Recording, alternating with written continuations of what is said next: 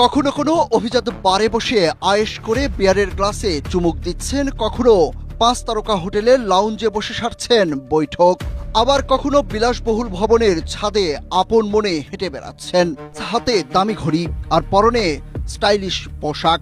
সামাজিক যোগাযোগ মাধ্যমে তার লাখ লাখ ফলোয়ার।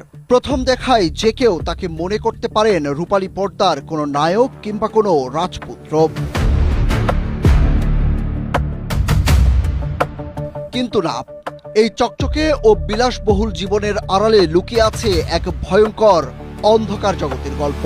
তিনি কোনো নায়ক নন, বরং এই মুহূর্তে চট্টগ্রামের আন্ডারওয়ার্ল্ডের সবচেয়ে বড় আতঙ্কের নাম। জীবন অবাক না করলে কে করবে? 28% মিল্ক ফ্যাটের অবাক করার সাথে ফ্রেশ মিল্ক পাউডার। জীবন অবাক করুক প্রতিদিন।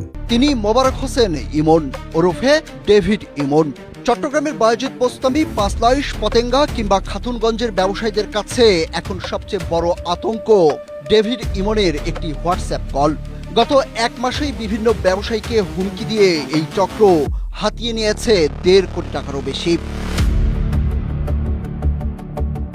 সবশেষ শিকার চকবাজারের ইন্টারনেট সেবা প্রতিষ্ঠান ডিডিএন। বিদেশি নম্বর থেকে ফোন করে সোজা 2 কোটি টাকা চাঁদা দাবি করেন ডেভিড ইমন। হুমকি দিয়ে বলেন, ব্যবসা করতে হলে 2 কোটি টাকা দেবেন, না হলে এখন থেকে আমার ছেলেরা ব্যবসা করবে।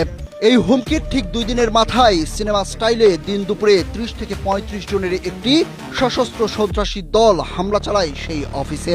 লুটে নেয় বেতনের জন্য রাখা 35 লাখ টাকা। হুমকি দিয়ে প্রকাশ্যে গুলিছোড়া সবই যেন ডেভিড ইমনের বাঁ হাতের খেলা।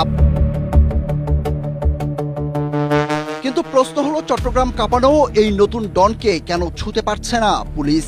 সামাজিক যোগাযোগ মাধ্যমে ভিডিও পোস্ট করে ডেভিড ইমন দাবি করেছেন তিনি আছেন দুবাইয়ের কোনো এক বিলাসবহুল আস্তানায়। দেশের আইন প্রয়োগকারী সংস্থাকে বুড়ো আঙুল দেখিয়ে সামাজিক যোগাযোগ মাধ্যমে একের পর এক তার রাজকীয় জীবনের ভিডিও ভেসে বেড়াচ্ছে। অথচ পুলিশ বলছে তার বিদেশে থাকার কোনো নিশ্চিত তথ্যই তাদের কাছে নেই। তাহলে কি পুলিশকে ফাঁকি দিয়ে দেশেই লুকিয়ে আছেন এই ডন, নাকি সত্যিই দেশের বাইরে বসে রিমোট কন্ট্রোলে নিয়ন্ত্রণ করছেন চট্টগ্রামের আন্ডারওয়ার্ল্ড?